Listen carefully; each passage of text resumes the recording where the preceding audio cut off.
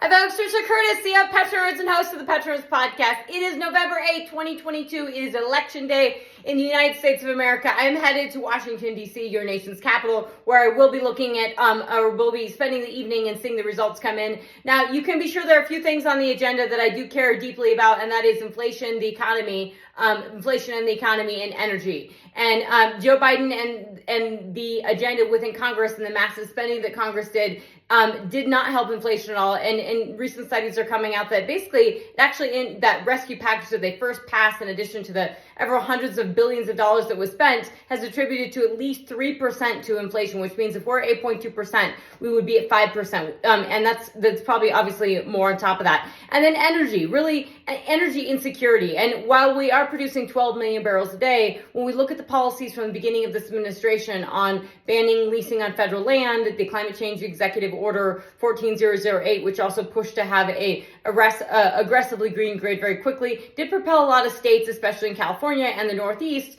to push harder on green agendas and push to incentivize and accelerate tax incentives for wind and solar. And the problem is these places are already having grid instability. So the Northeast right now, we're actually looking at potential blackouts this winter, which is really, really serious and incredibly sad given it is so close to the Marcellus.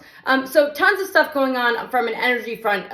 If you're listening to the stock market, there's a lot of talk on that as well. What's going to happen potentially with a split Congress or a Republican Congress if it did split to, if we ended up getting a Democratic win in Congress, what that could mean for spending, what that could mean for inflation and the Fed, and higher interest rates, and what that could mean for the market. Whereas if we got a more mixed Congress, or if we had a Republican wave, and what that would mean for energy. So lots of implications. We'll be talking about it soon.